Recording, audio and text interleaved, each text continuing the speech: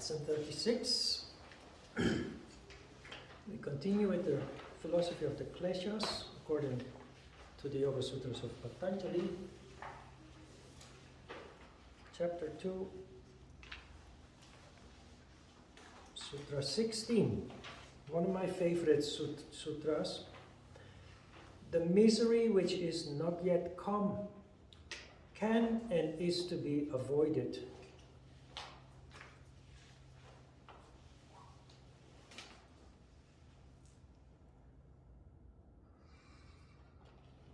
There are many situations where if only we had paid attention, we could have avoided suffering, conflict, disaster sometimes even. Because you probably remember yourself, if you're honest to yourself, that there have been situations where you saw red flags. You felt some alarm. You felt something is not right. And yet you enter into the situation in spite of those warning signs. Of course, it's not easy. Those warning signs are often clouded by the benefits that you might have. You try to whitewash, or you try to justify. You try to reason away the red flags, the warnings.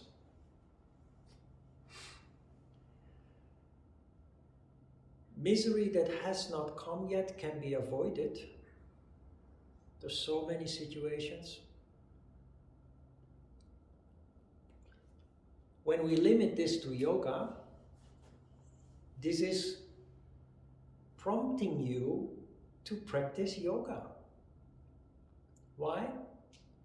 Because we are human beings, organic, and we are on a path of decline. We get older and older, and as you know from your parents and your grandparents and people in your neighborhood maybe, people who get old get sick. And the older they get, the sicker they become. Not one disease, but many different kinds of ailments and health problems. You cannot avoid getting old. But there is a big difference between getting old, suffering all kinds of diseases, sometimes debilitating diseases that seriously affect your sense of well-being and happiness. And there is also a way of growing old with grace and in relative good health.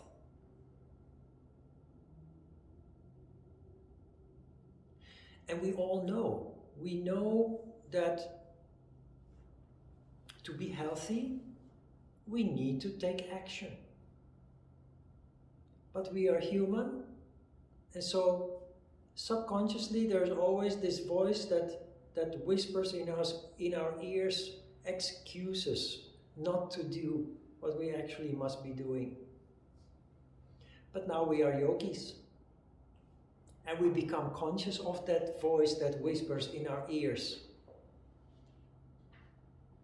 telling us not to do what in our heart we know we should do, is the right thing to do, is the good thing to do.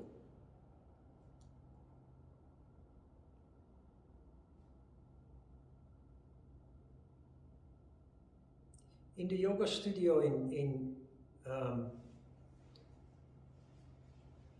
the River Tower here in Yoido, I had my yoga classes for 8 years. I did always the morning classes, 7 a.m. And so there were many older people in those classes, and a few people that come to class before going to work, but mainly older people from the neighborhood in their 60s, 70s.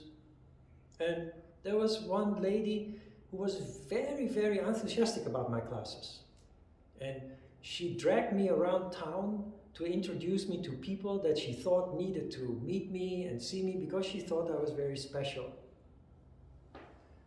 She was very special too, a very wonderful lady who had been, she was retired of course, but she had been the head of a elementary, middle school or a high school. Anyway, she was during her lifetime involved in education and eventually the head of the school. But that is not so very important. What is important is that one day she told me, I wish that I had started doing yoga 30 years ago. It feels so good to come to your class every morning, but I will never improve anymore. It's too late. I allowed my body to decline too much before I realized that I should take care of it. Tragic, of course. So, disease, many of the diseases that the modern human being suffers from can be considered welfare diseases because our lives have become quite comfortable and cushy. So we are not inclined to move anymore if we don't have to. Everything is done for us by machines. And if we travel, we ride a car or a train or a bus or a plane. We don't need to work anymore. We don't need to physically engage anymore. Which, of course, is a good thing. There's also, of course, the other side of the coin is that people work themselves to death in the past because of really hard labor. And of course, families with children, life has been made much easier with washing machines and ovens with a gas connection and vacuum cleaners and so on. In the past, everything had to be done manually. It was really hard work. But it also invites us to be lazy, inactive, which in the long term leads to disease. There are so many other things. Mobile phones. You know, if you look at the statistics that deal with traffic deaths per capita, you see that since we started to drive cars in the early 1900s, the number of deaths first went up, of course, with the increase of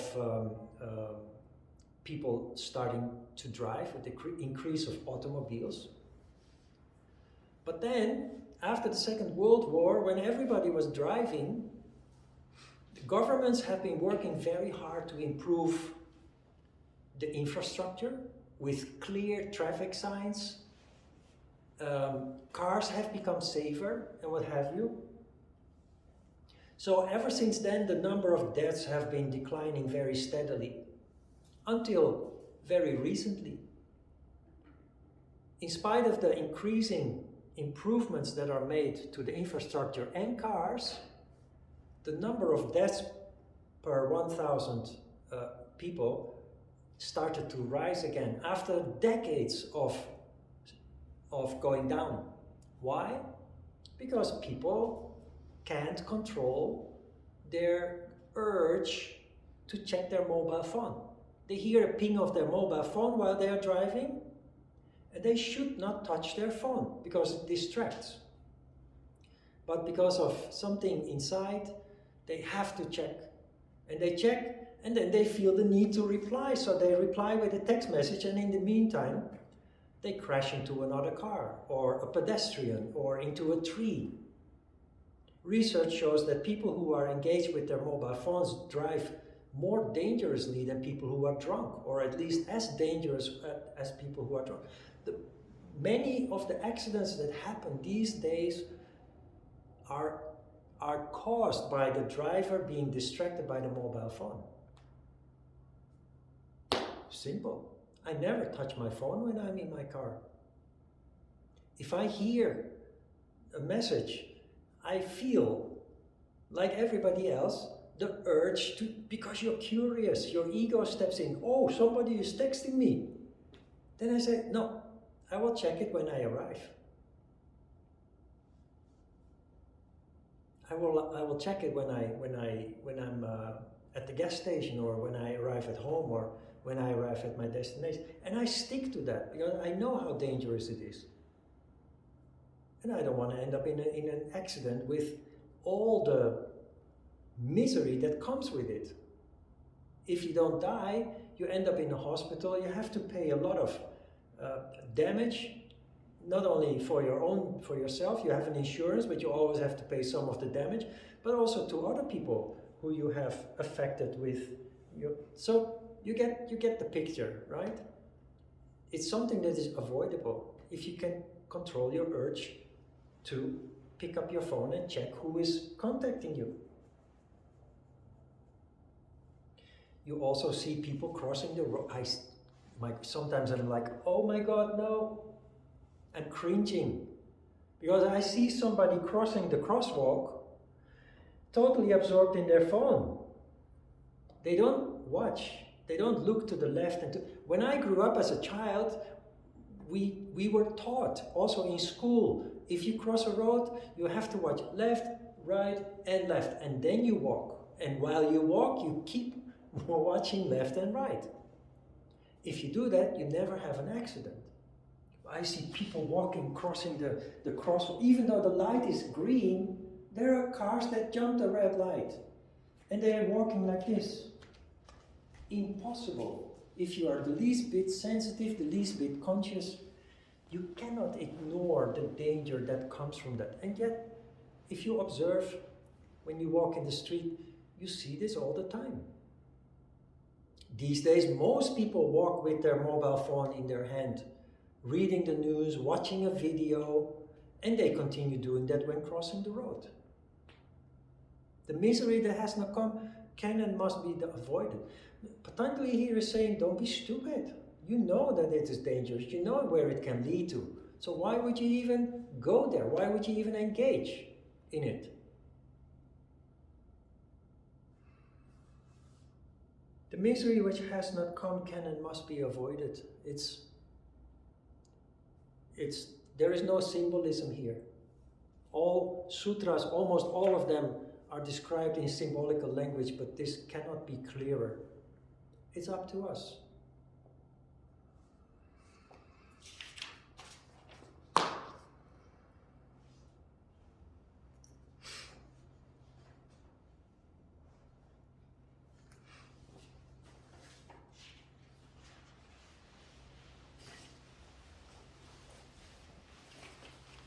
Sutra 17.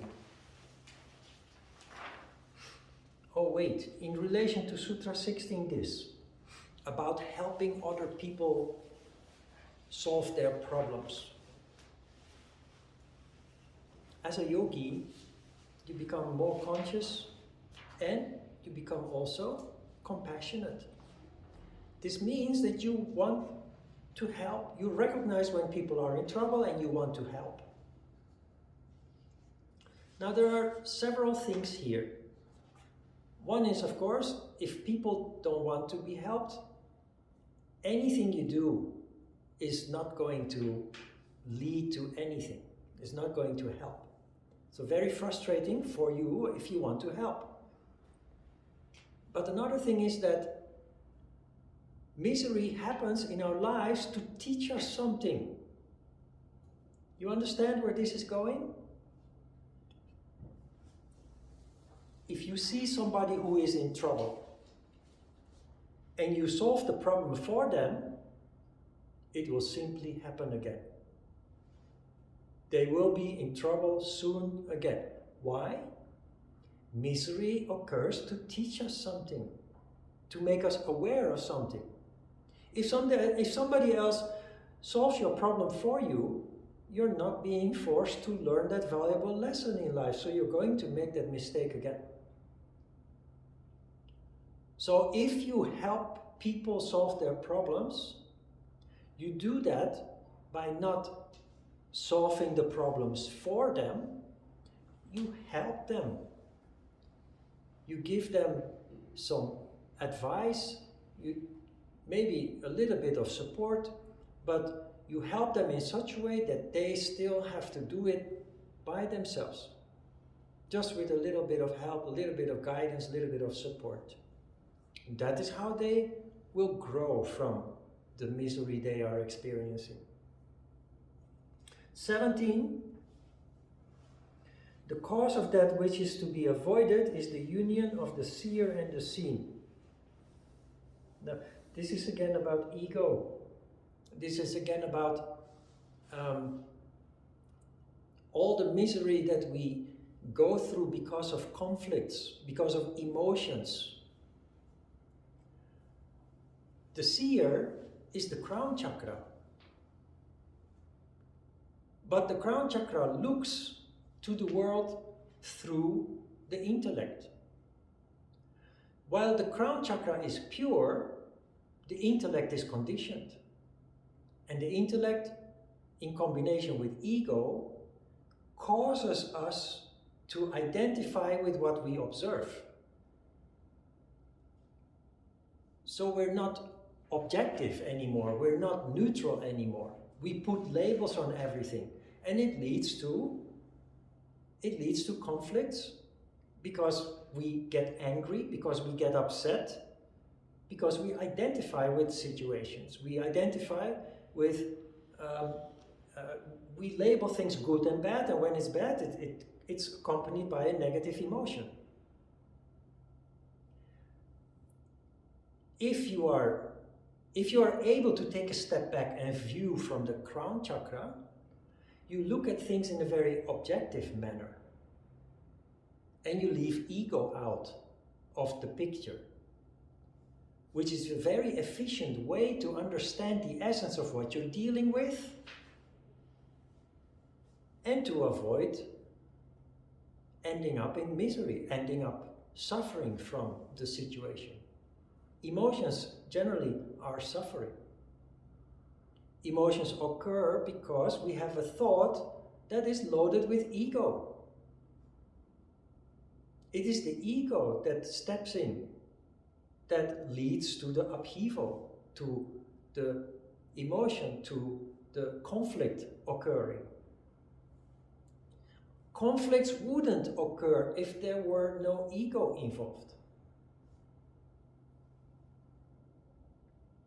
A huge example of conflict that is ongoing now and can't stop is the war in Ukraine. Why can it not stop? Because the leader who knows now that he is failing, his ego does not allow him to say, I failed, I made a mistake, we have to stop. But he knows that hundreds of his own people are dying every day. That doesn't stop him from his ego poisoning him. This is ego. And you see this in the big leaders in the world. People who rise to the top are people with the biggest egos. And you can, now based on what you know now, you can easily see people who are in control of their ego and those who are not. People who are in control of their ego, they spread harmony. They care about the people that they are leader of. They build hospitals, schools, roads. People whose ego is not under control, they put all the money the economy generates in their own pockets, and people are suffering. The people they are supposed to be leader of are suffering. You can very clearly see that division in the world among the leaders that we have.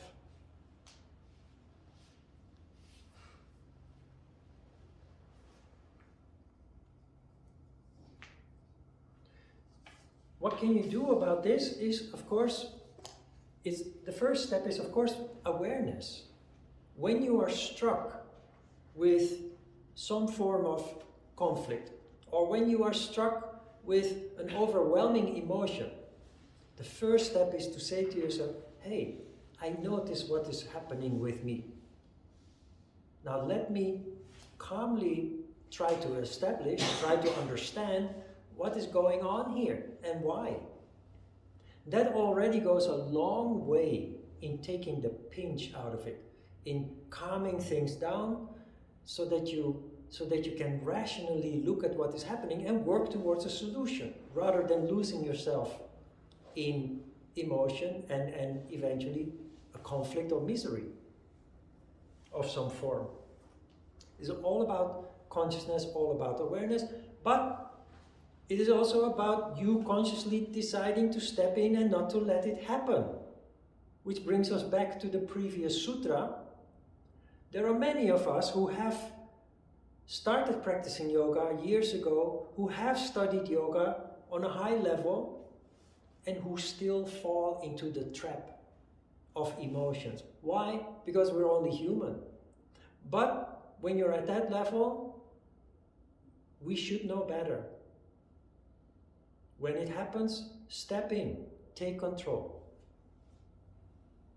Otherwise, you set yourself up for more suffering again, which is what we're here to reduce and eventually to end.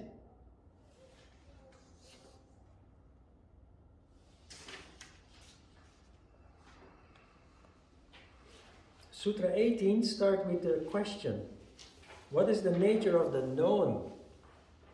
Sutra 18 says, the seen, objective side of manifestation consists of the elements and sense organs, is the nature of cognition, activity and stability, which is sattva, rajas and tamas, and has for its purpose providing the Purusha with experience and liberation. I highlighted that last part. Has for its purpose providing the Purusha with experience and liberation. The seeing, which in between brackets is said to be the objective side of manifestation. So what you see from the crown chakra, not from the intellect, objective side of manifestation, consists of the elements of our sense organs, the nature of cognition, activity and stability. Cognition occurs in sattva, activity in rajas, and stability is sattva. This again comes back to the human being functioning differently depending on the condition that we are in. This sutra is describing that everything in the world is basically a mix depending on the condition we are in. We will interpret it in various ways, but I highlighted the last part of the sentence, and I have talked about this many times using other words. This sutra is telling us that everything that we undergo, that we observe, is designed to provide Purusha, your soul, with experience and liberation. From now on, you start living life consciously, and as a result of that, every experience, big and small, becomes a learning experience from which you evolve, from which you grow and develop. And in the long term, it leads to liberation. What is liberation? Well, the big liberation in yoga and other philosophies and also in religion is that you do not reincarnate anymore, that all your karma is burnt. So for many people that is unrealistic. That is just a nice picture. But liberation starts, your liberation, my liberation starts when we systematically start eliminating all small and big miseries from our lives. The more you eliminate, the less you suffer, the more you liberate yourself.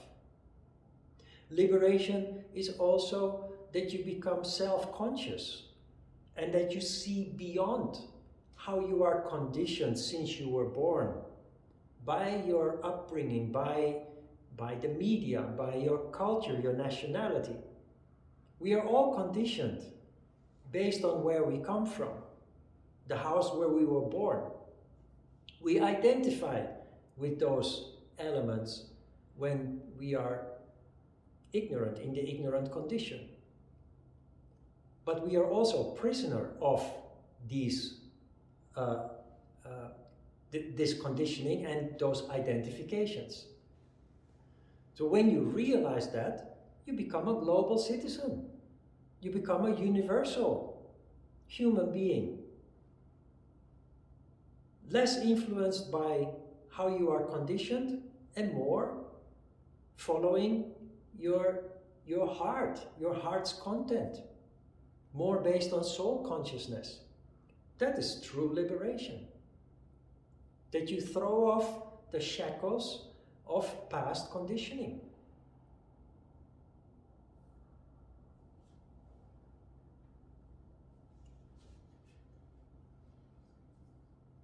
It's a message I've been trying to hammer home time and time again.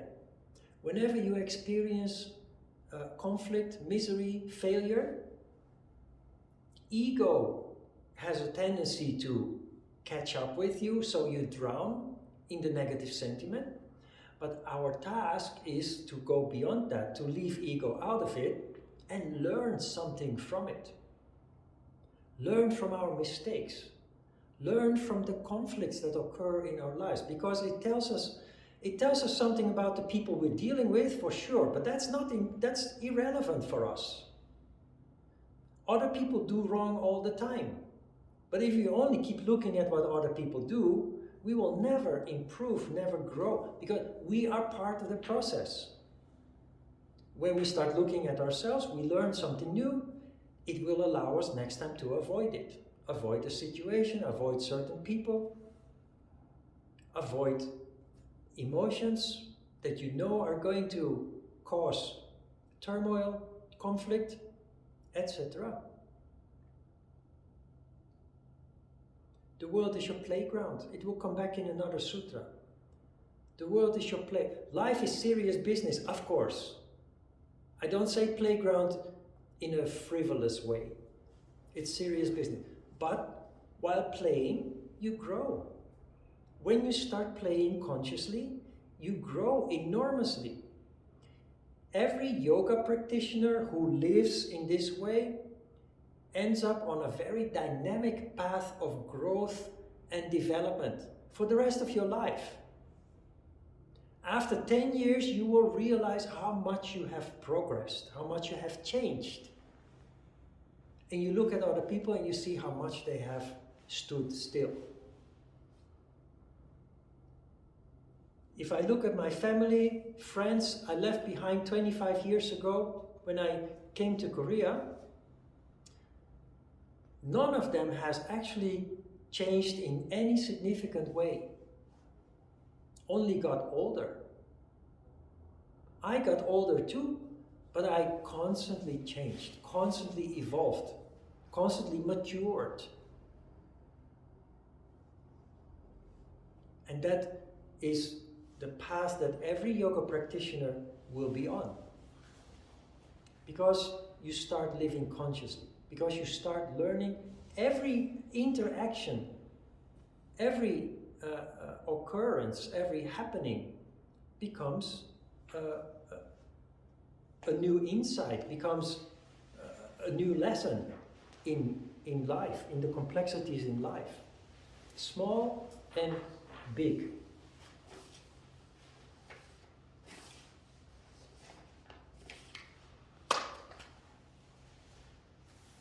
Sutra 19, this is more for the scientist among us.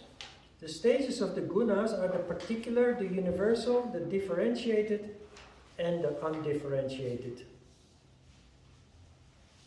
The gunas are tamas, rajas, and sattva. Tamas, rajas and sattva are not static. They constantly fluctuate.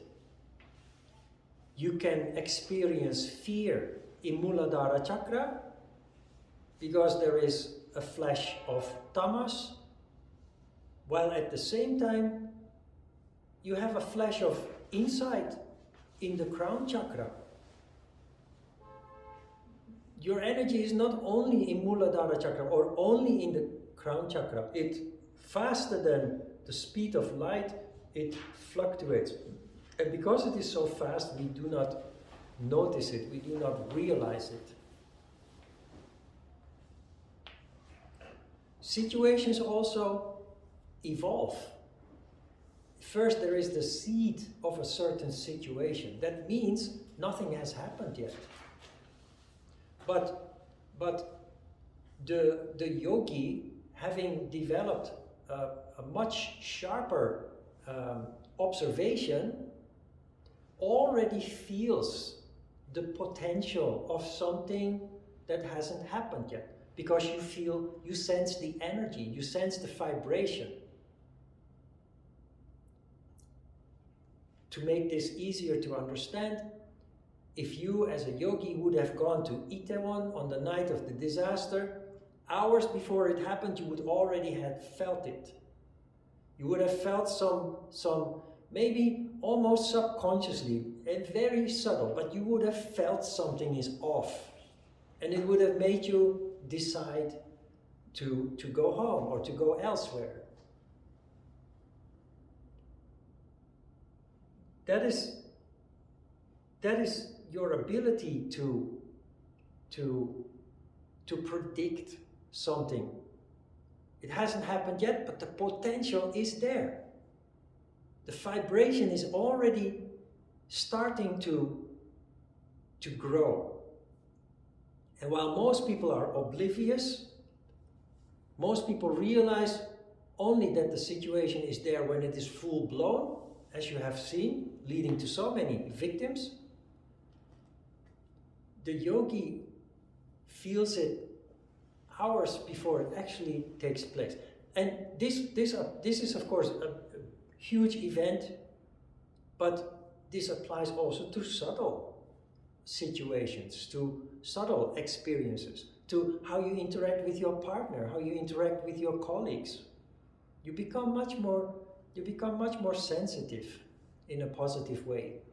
And as a result of that, you will see there will be much more harmony between you and other people as there was before. Because you sense a vibration, a seed that other people are not even aware of, but they are part of it. If you allow it to manifest, you and that person will have something going on, an altercation or a conflict or a movement of energy, basically, from our perspective. You predict that movement of energy, so you avoid it, unless you, of course, think that it is an auspicious unfolding of events. If you can also sense a positive, the seed of a positive event unfolding. And then, of course, you can allow it to unfold, to manifest.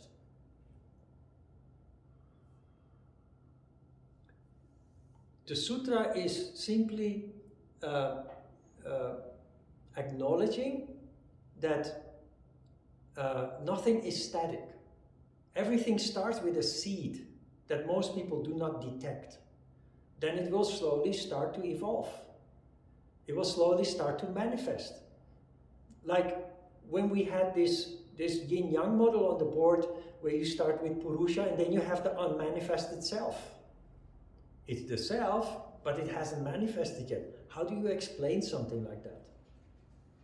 But it goes through certain stages before it actually is a full-blown situation. That is what this is about. And everything in life, everything in the world, everything in the universe is subject to that process. It starts with a seed and it slowly manifests until it is a full-blown situation.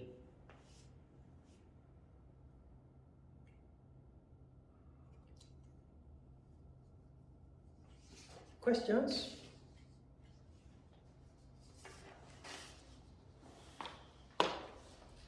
All right, let's have a short break.